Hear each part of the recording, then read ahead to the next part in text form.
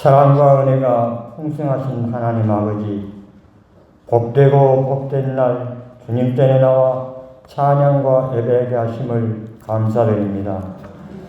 한 주간 살면서 주님 뜻대로 살지 못하고 세상과 타협하며 살았음을 고백하오니 조건 없는 사랑과 은혜로 우리를 불쌍히 여기시고 같은 죄를 반복하지 않도록 도와주시옵소서.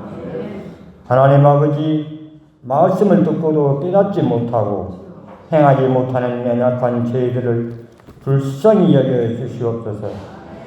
허물 많고 부족한 저희들을 긍휼히 여겨주셨기 때문에 저희가 구원받고 하나님의 자녀로 살아갑니다. 이 모든 것이 하나님의 은혜입니다. 하나님, 이 시간 예배 가운데 주님께 집중하며 온 마음을 다해 찬양하며 영광을 올려드리기를 원합니다. 주님의 이름으로 거룩히 여기심을 받으시길 원하며 이곳에 인자하여 주셔서 우리의 예배를 받아 주시옵소서. 하나님 아버지, 세상은 재앙으로 요란하지만 주께서 저희들의 생각을 지켜주셔서 생명과 평안 가운데서 거하며 주님의 뜻 안에서 감사하며 기뻐하며 살게 도와주시옵소서.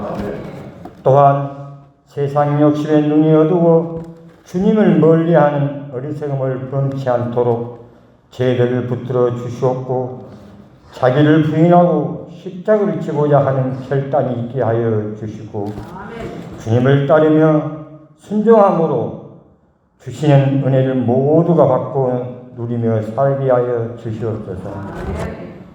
주님의 마음으로 잃어버린 영혼을 찾으며 사람을 낚는 어부가 되어서 영혼을 인도하게 하옵소서. 지금 이 시간 땅끝까지 복음을 전하시는 선교사님과 가족들의 안위를 지켜주시며 이 사역 위에 성령의 도우심으로 부흥케 하시옵소서. 은혜로우신 하나님 아버지, 저희가 세상 속에 살지만 말씀의 지배를 받음으로 낙시하지 않으며 염려하지 않으며 실족하지 않게 도와주시옵소서. 사람이 떡으로만 사는 것이 아니라 말씀으로 사는 것을 알기에 말씀을 사모하는 마음으로 예배의 자리에 나왔습니다. 오늘 말씀 전하실 목사님 말씀에 권세와 능력을 다하사 신령한 은혜로 처음받게 도와주시고 말씀을 통해 마음의 새 소망이 넘쳐나도록 도우시며 오늘 이 말씀이 각자에게 필요한 말씀을 찾아와 주시고 은혜 주시기를 원합니다. 오늘 또 아름다운 찬양을 드리는 성가대와 교회를 위하여 봉사하는 성길들 주님께서 갚아 주시옵고 지금까지 우리를 사랑하사 인도하시고 함께 하심을 감사하며 존귀하신 예수님 이름으로 기도드립니다. 아멘. 오늘 말씀은 빌립보서 2장 5절에서 8절까지입니다. 너희 안에 이 마음을 품으라. 곧 그리스도 예수의 마음이니 그는 근본 하나님의 본체시나 하나님과 동등됨을 취할 것으로 여기지 아니하시고 오히려 자기를 비워 종의 형체를 가지사 사람들과 같이 되셨고 사람의 모양으로 나타나사 자기를 낮추시고 죽기까지 복종하셨으니 곧 십자가에 죽으심이라.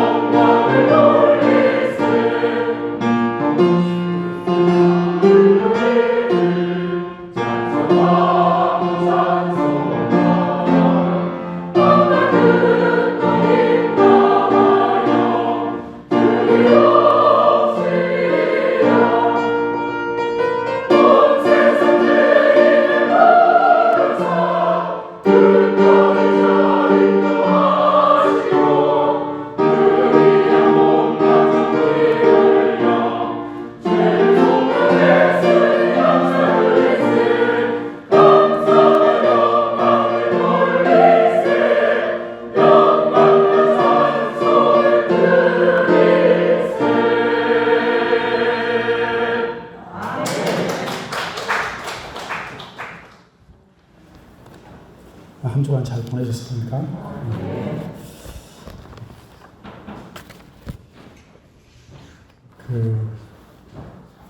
사람이 이렇게 산소가 부족하면 잠이 오거든요.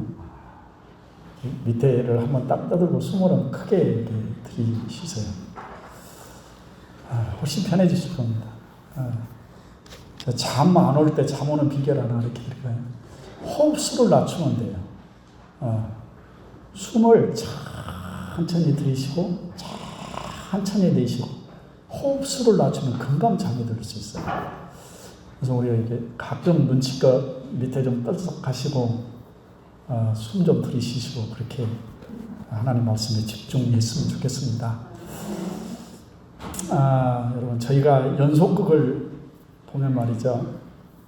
그 일주일에 한 번 하는 그 주말 연속극 원체 드라마에 흥미가 없어서 지금 무슨 드라마를 하고 있는지 잘 모르겠는데 요즘 여러분 잘 보시는 드라마 있으세요? 별로 대답을 안 하시는 거 별로 다 안 좋아하시는 것 같아요. 아무튼 뭐 제가 잘 모르니까 아무튼 이따 치고 그 일주일에 한 번 하는 드라마라면 그 지난주의 내용이 뭔가 이렇게 생각이 잘 안 날 수 있잖아요. 그래서 이번 주 드라마를 시작하기 전에 지난주에 했던 드라마를 중요한 부분들을 딱딱 잘라서 이렇게 먼저 보여주죠. 맞아요? 네.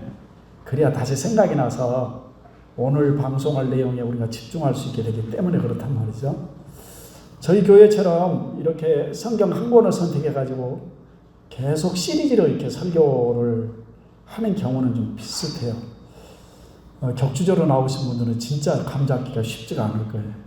오늘 여러분과 함께 나누게 될 말씀도 지난주에 드린 말씀과 서로 이렇게 연결이 되어 있어요. 물론 빌립보서라는 말씀도 가다가 이제 주제가 바뀌는 경우도 자주 있어요. 그런데 일단 우리가 빌립보서라는 책의 좀 전체적인 그림을 좀 한번 그려보도록 하겠습니다.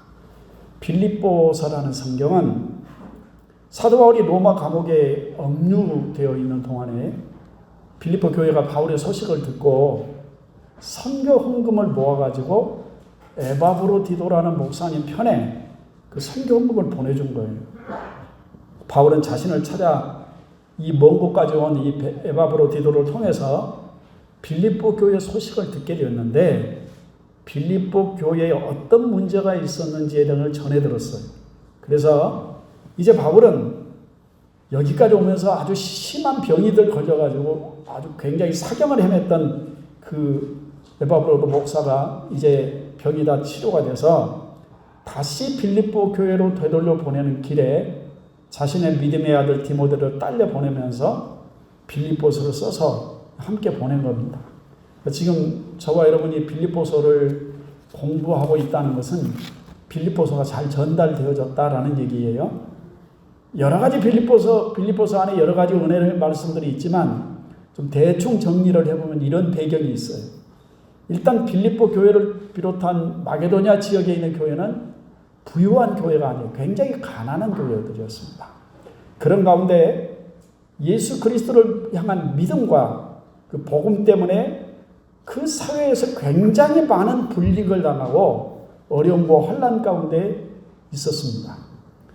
그리고 그들을 그렇게 사랑하고 그리워하는 사도 바울이 감옥에 억류되어져서 지금 재판을 받고 있다는 사실, 그리고 재판의 결과가 어떻게 될지 알지 못하는 사실로 인해서 빌립보 교회 성도들이 많이 기도하고 있었지만 그럼에도 의기소침해 있었고 많이 낙심되어 있었다라는 거예요.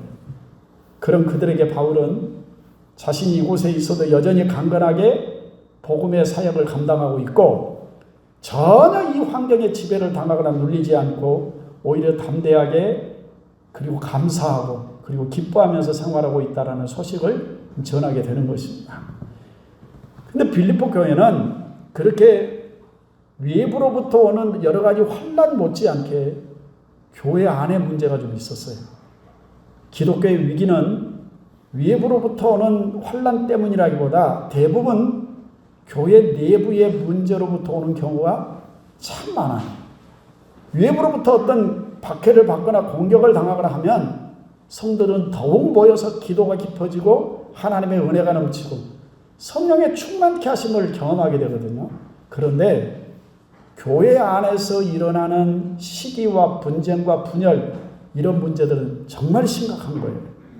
교회 안에서 지도자의 위치 또는 아주 주도적인 위치에 있는 사람들이 서로 미워하고 시기하고 싸우기 시작하면 대책이 없는 거예요. 또 세상 사람들은 우리가 원수처럼 싸우고서 뭐라고 하냐면, 야, 우리 술 한잔하고 풀자. 뭐 그러면 또 금방 또 화해도 잘해요. 근데 교회 안에서 한번 틀어진 관계는 화해가 잘 안 되더라. 세상 사람들은 실컷 싸우고 나는 다시 네 얼굴 안 봐. 그러고 한 번만 끝나요. 근데 교회는 그렇지 않거든요. 아무리 안 보려고 해도 천국에 가면 다시 보게 돼 있어요. 혹시 이 중에 너 정말 이 꼴 보기 싫어서 나 천국 포기하겠다, 그런 분이 계세요? 이거 심각한 거예요. 천국 가는 것만 포기하는 게 아니고 이 땅에 사는 동안에도 하나님께서 철저하게 대가를 받아내신 하나님이세요. 그리고 우리가 내가 포기한다고 해서 이게 되겠냐는 거예요. 내 구원이 하나님의 능하신 손 아래서 이루어진 거라면 내가 아무리 손을 놓으려고 해도 하나님이 잡고 계시면 꼼짝 못해요.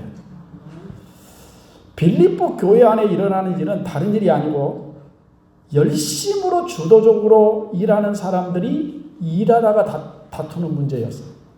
열심히 지나쳐서 다른 열심히 있는 사람을 시기하고 미워하면서 생긴 일이란 말이죠. 빌립보서는 그렇게 낙심해 있는 성도들을 위로하고 보내주신 사랑에 감사하고 그리고 교회가 당면한 하나 되지 못한 문제를 해결하기 위해서 보낸 서신이 빌립보서라는 서신이에요. 아무튼 어떤 이유로든 교회가 서로 분열하고 싸우는 것은 성령의 역사는 아닌 거예요. 뭐 어떤 이유가 됐든 누가 뭐라고 하든 되게 교회 안에 분열이 날 때 사람들은 내가 교회를 위해서 그렇지, 아니요, 다투는 건 교회를 위하는 일이 결코 아니에요. 그 안에 누가 역사했느냐? 마귀가 역사한 거예요. 그 에베소서 4장 25절로 27절 말씀 보면 이런 말씀이 나와요.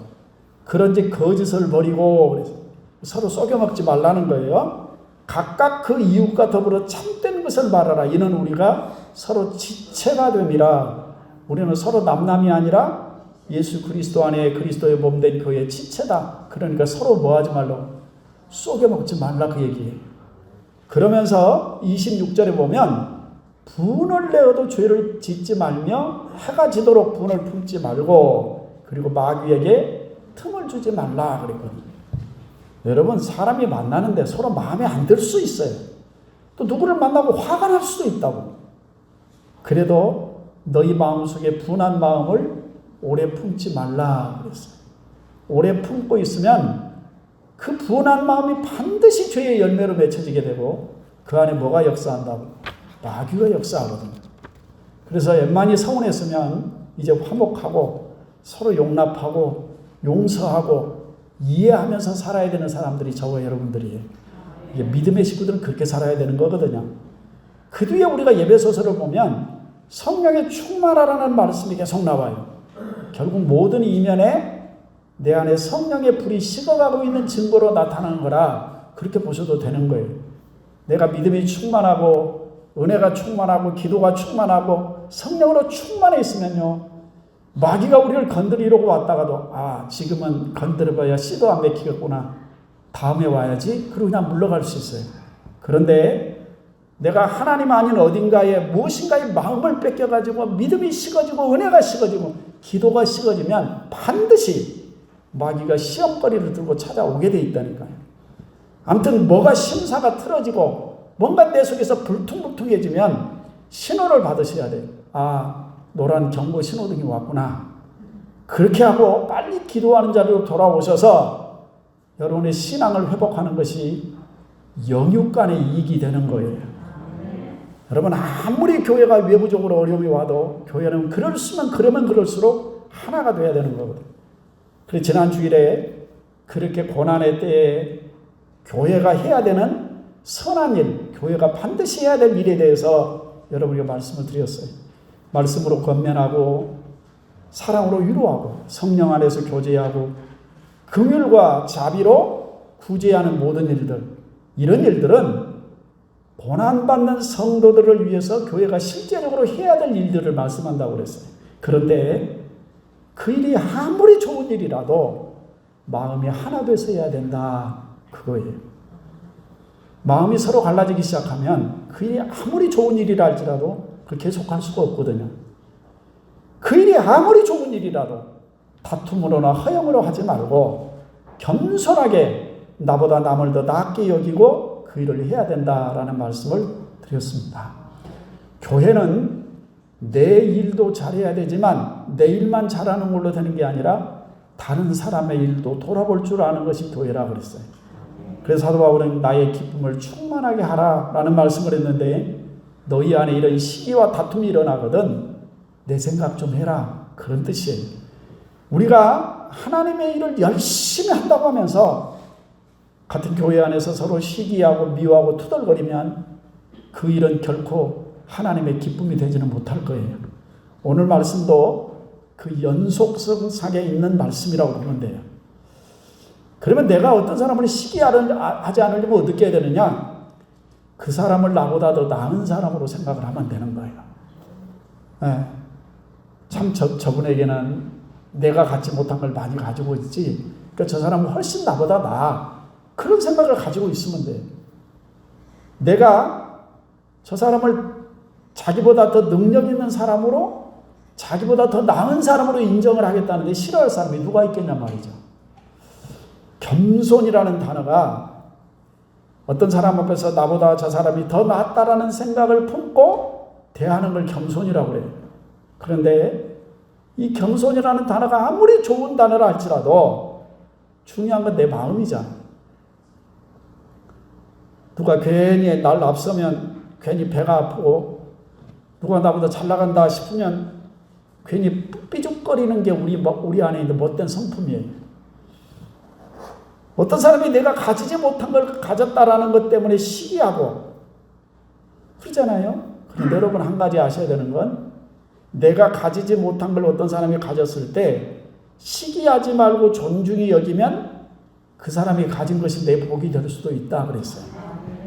근데 또 그렇게 얘기는 들었어도 현실이 막상 딱 되면 또 달라진 게 우리 마음이에요. 모든 못난 자아가 우리 안에 있어요. 여러분, 여러 가지 많은 환난들로 인해서 힘들수록, 고난이 심해질수록 그리스도 안의 교회는 하나 돼야 돼요. 그러면 그리스도인은요, 세상적인 어떤 어려움들은 잘 이겨나가요. 그런 세상적인 어려움이 올 때 어디 와서 위로를 받느냐? 하나님의 교회에 와서 위로를 받는 거예요. 하나님의 교회가 은혜스럽고 드리는 예배가 정말 성령이 충만하고, 그러면요 어지간한 문제는 문제가 되지 못해요. 교회 와서 한 마음 한 뜻으로 같은 사랑을 가지고 서로 위로하고 서로 기도하고 우리를 힘있게 만드는 가장 중요한 요소가 된다고. 근데 맞아요. 그거 어떻게 해야 될까요? 어떻게 우리가 한 마음 한 사랑을 가질 수 있을까요? 오늘 말씀의 해답이 너희 안에 이 마음을 품으라. 곧 그리스도 예수의 마음이니, 주님이 하신 것처럼 하는 것이 해답이고 주님이 하신 것처럼 하는 게 정답이에요. 6절에서 8절 말씀까지는 주님의 마음, 주님께서 우리에게 본을 보여주신 걸 얘기하고, 9절로 11절까지는 그런 예수님께서 받으신 보상에 대한 말씀이에요. 우리가 6절에서 8절처럼만 하면 하나님께서 9절에서 11절 말씀처럼 해주신다, 그런 얘기예요. 자, 여러분, 예수님이 제자들과 함께 예루살렘으로 올라가시는 길에 일어났던 에피소드 하나가 있어요. 예수님께서 예루살렘으로 올라가신다라고 하니까 제자들 마음속에 세상적인 기대가 생기기 시작했어요. 맨 먼저 사도 요한과 야고보의 어머니가 예수님 앞에 와서 로비를 했어요. 예루살렘에 올라가셔서 왕이 되시거든 자신의 두 아들을 오른쪽 왼쪽에 앉게 해달라라는 청탁을 한 거예요. 그때 제자들이 그걸 듣고 심히 분이 여겼더라고요. 분노가 마음속에 생겼어요. 왜요? 그 자리는 내 자리인데 저게 지네 어머니 동원시켜가지고 지금 로비를 하고 있다는 거예요. 화가 났어요. 주님이 제자들을 불러달라고 말씀하죠. 이게 마태복음 20장 25절에 있는 말씀이에요. 예수께서 제자들을 불러다가 이르시되 이방인의 집권자들이 그들을 임의로 주관하고 그 고원들이 그들에게 권세를 부리는 줄을 너희가 알거니와 너희 중에는 그렇지 않아야 하나니 너희 중에 누구든지 크고자 하는 자는 너희를 섬기는 자가 되고 너희 중에 누구든지 으뜸이 되고자 하는 자는 너희의 종이 되어야 하리라. 인자가 온 것은 섬김을 받으려 함이 아니라 도리어 섬기려 하고 자기 목숨을 많은 사람의 대속물로 주려 함이니라. 주님이 그렇게 제자들을 가르쳤다고. 사람들은 누구에게나 크고자 하는 그리고 으뜸이 되고자 하는 본능이 있어요. 그런데 그 방법에 대해서는 세상 사람들 식으로 임의로 주관하고 권력과 힘을 동원해서 통제하고 하는 게 아니라 스스로 내려앉아서 종의 자리에 내려앉아 섬기는 방법으로 해야 될 것이다. 그래야 크고 으뜸이 될 수 있다라고 주님이 가르치신 거예요. 이게 주님의 방법이에요. 그리고 주님은 그 말씀의 본을 실제로 보여주신 분이란 말이죠. 오늘 본문에 있는 말씀은 주님이 그 가르침을 어떻게 나타내 보이셨는지를 말씀하고 있는 거예요. 6절에 있는 말씀 보면 그는 근본 하나님의 본체이시나 하나님과 동등됨을 취할 것으로 여기지 아니하시고 그랬어요. 예수님이 누구이신가에 대한 명쾌한 대답이에요. 사도들마다 예수님이 누구이신가 그 정체성에 대한 가르침들이 있었어요. 세리 마태는 하나님의 아들, 이스라엘의 왕, 그리고 우리의 메시아라고 정리를 했어요. 마가복음에서는 인자, 사람으로 오신 그 아들이라는 표현을 사용했죠. 사도 요한은 예수님에 대해서 태초부터 하나님과 함께 계셨던 말씀, 그 말씀에 대해 우리 가운데 육신으로 오신 하나님의 독생자라고 그렇게 말씀을 했어요. 사도 바울은 예수님에 대해서 뭐라고 했나? 그는 근본 하나님의 본체이시다 라는 말씀을 했다고요. 이 하나님의 예수 그리스도가 하나님의 본체이시다라는 이 말 한마디에 얼마나 많은 신학적인 논쟁이 있어왔는지 몰라요. 유대인들이 그토록 예수님을 배척했던 이유 중에 하나도 네가 사람이면서 어떻게 하나님과 너를 동등하다고 하느냐 하는 문제로 그렇게 예수님을 배척했거든요. 신성모독이라고 했어요. 사도 바울은 육신을 입고 이 땅에 오신 예수님에 대해서 그는 근본 하나님의 본체이시다. 아주 당당하고 분명하게 가르치고 있어요. 그런데 스스로 하나님과 동등하심을 취하지 아니하셨다. 거기 동등됨을 취하지 아니하시고라는 말씀에 작은 3자가 하나 붙어, 2자가 하나 붙어 있어요. 그죠? 그리고 밑으로 쭉 내려가 보시면 새롭게 번역된 게 있는데 보류 그렇게 번역되어 있어요. 맞아요? 그렇게 해석될 수 있다는 거예요. 그럼 무슨 얘기냐? 그는 근본 하나님의 본체이셨는데 스스로 그 자리에 앉는 것을 보류하시고 그런 뜻이에요. 그렇게 해석될 수 있다는 거예요. 그리고 어떻게 하셨느냐? 스스로 종의 형체를 가지시고 사람의 모습으로 오셨다. 그렇게 말씀을 해요. 그러면서 자기를 비웠다라는 말씀을 했어요. 이 비운다라는 말의 의미는 내려놓는다 그런 뜻이에요. 내려놓는다는 거예요. 천지의 창조자이신 그분이 이 땅에 사람의 모습으로 오시려면 하나님과 동등됨의 위치를 내려놓아야 된다. 죽기까지 복종하는 것도 자기의 생각과 자기의 뜻을 내려놓아야 되는 거예요. 많은 사람을 구원하기 위해서 아버지의 뜻을 이 땅에 이루기 위해서 예수님은 스스로 자신의 모든 걸 내려놓으셨어요. 원래부터 가난한 사람들은, 가난하게 살았던 사람들은 가난이 불편하지가 않아요. 저는 원체 가난한 집에 태어나서 가난하게 살아서요, 가난하는 거에 대해서 그렇게 불편함을 못 느끼고 살아요. 제 아내는 그렇지 않는가 보더라고요. 하여튼 그런데 가장 높은 위치에 올라온 사람들이 자신의 처지가 이렇게 비참해지면 못 견디는 거예요. 여러분, 유명한 연예인들이나 가수들이 스스로 자살하는 경우들이 있어요. 왜 그럴까? 그들이 한때 가장 잘 나가던 때가 있었거든요. 사람들이 가는 데마다 막 벌떼처럼 밀려오고 막 우상을 섬기듯이 막 깃발을 흔들고 할 때가 있었어요. 근데 어느 시간이 지나니까 인기라는 게 꺼지기 시작하면 이게 순식간에 꺼지거든요.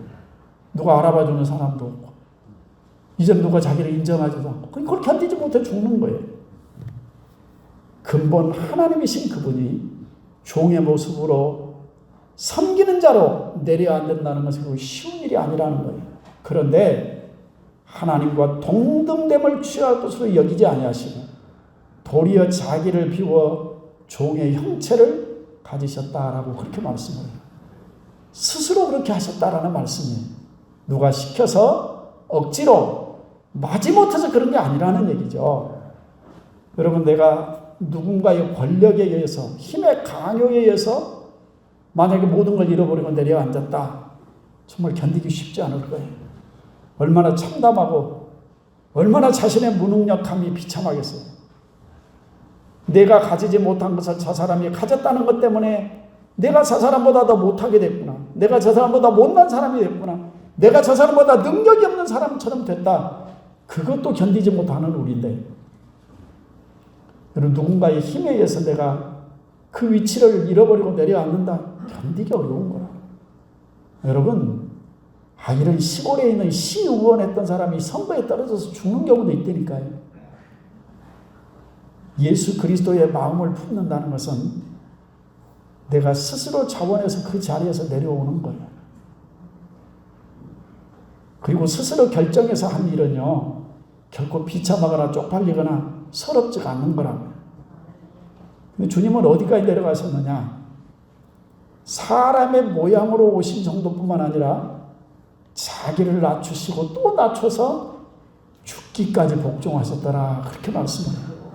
이 신학적인 용어를 그리스도의 비하라고 얘기하고 다시 높아진 걸 그리스도의 승귀라 그렇게 얘기를 해요. 예수님은 인간으로서 낮아질 수 있는 가장 낮아진 곳까지 내려가신 분이에요. 얼마만큼 내려갔는지 제가 얘기를 한번 해볼게요. 여러분, 누군가가 여러분을 별로 잘못도 없는데 막 비난하고 조롱하고 막 비웃잖아요. 그러면 여러분 어떡할 것 같으세요? 명예훼손죄로 고발한다고 난리를 칠지도 모르겠어요. 아무튼 이 명예를 훼손한다는 게 사람들이 참 견디기 힘든 거거든. 그런데 그 정도 수준으로 끝나는 게 아니라 누군가가 여러분에게 와가지고 막대기로 머리를 치고 손바닥으로 뺨을 탁 치고 얼굴에 침을 탁 뱉었다고 생각해보세요. 어떨 것 같으세요? 아마 내가 그런 모욕을 당했다면 스스로 죽을 방법을 찾을지도 모르겠어요. 너무 비참해서. 안 그럴까? 근데 내가 힘이 없어 당한다면 정말 못 견딜 것 같아요. 근데 한번 다시 말을 좀 바꿔볼게요. 여러분의 아들이 지금 죽을 고비에, 죽을 기로에 서 있다고 한번 생각해 보세요. 근데 나를 데려다가, 아버지 나를 데려다가, 뭐 그럴 일도 없지만 가정에서 하는 얘기예요. 네 아들을 살려줄게. 그래서 네가 좀 맞아라. 그랬다고 해보세요. 그래서 그런 모욕과 수치를 당했다. 할 수 있을까요? 없을까요? 저는 하겠어요. 네. 아니, 우리 아버지가 우리 아들이 맞아 죽게 생겼다니까? 영락없이 맞아 죽게 생겼어요. 근데 아버지 내가 찾아가서 내 아들 좀 살려달라고, 그러지 말라고 막 그랬더니, 좋아, 네 아들 살려줬는데 네가 맞아라. 그래서 막 막대기로 내 머리를 치고 뺨을 치고 얼굴에 침을 뱉고 할 수 있을까 없을까? 저는 할 수 있을 것 같아요. 왜? 근데 아들을 살리는 일이니까. 그리고 나는 그 아들을 낳은 부모니까. 예수님이 스스로 자기를 낮추시고 죽기까지 복종하실 수 있었던 이유가 거기 있는 거야. 이 땅에 사는 수많은 하나님의 자녀들, 마귀에 속고 죄에 속아 하나님의 성품을 잃어버리고 타락하고 방황하는 수많은 영혼들을 바라보시는 그 아버지의 안타까운 눈물을 주님이 아시는 거예요. 그러니까 내가 나를 내려놓아서 저들을 살릴 수만 있다면 기꺼이 내가 하늘의 보좌라도 내려놓을 수 있습니다. 그렇게 내려놓고 내려앉으신 게 주님이에요. 여러분, 역사에 이르는 위대한 신앙 선배들의 공통점이 뭐냐? 스스로 내려놓고 내려놓아서 이루어놓은 역사가 위대한 신앙의 역사라고. 이 시대에 왜 그렇게 많은 사람들이 기독교의 타락을 얘기할까요? 이유는 분명해요. 내려놓고 내려앉아야 될 위치에 있는 사람들이 내려놓지 못하고 대접을 받으려고 하고 높은 자리에 앉으려고 하고 자꾸 명예를 구하고 대접을 요구하고 자기를 드러내서 자랑하려고 하는 데서부터 오는 문제란 말이죠. 교회가 하나 되는 비결을 물으셨습니까? 교회가 하나 되는 비결은 아주 간단해요. 앞서 있는 사람이 다른 사람보다 더 높은 위치에 있어야 되는 사람이 스스로 자기를 비우고 내려앉고 내려앉아 섬기는 자리로 내려가면 교회는 저절로 하나가 될 수 있다고요. 바로 이게 우리가 본받아야 될 예수 그리스도의 마음이죠.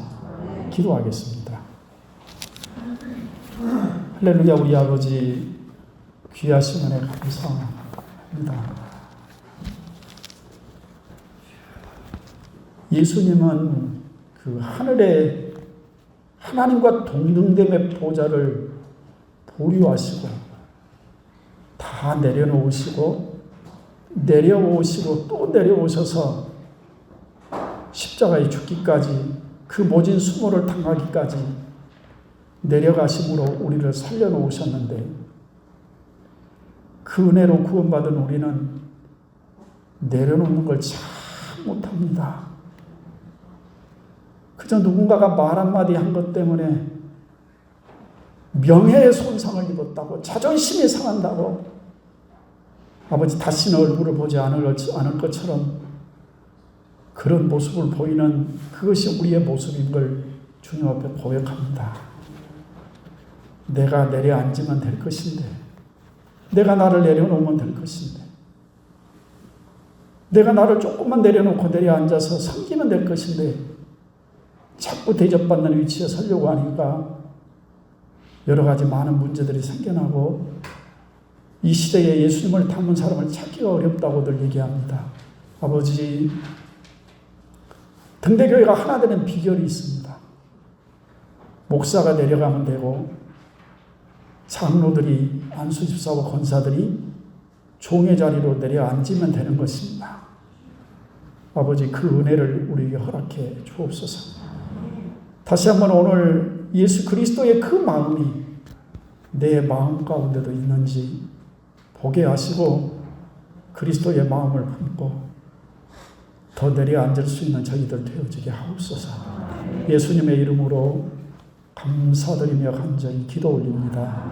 아멘.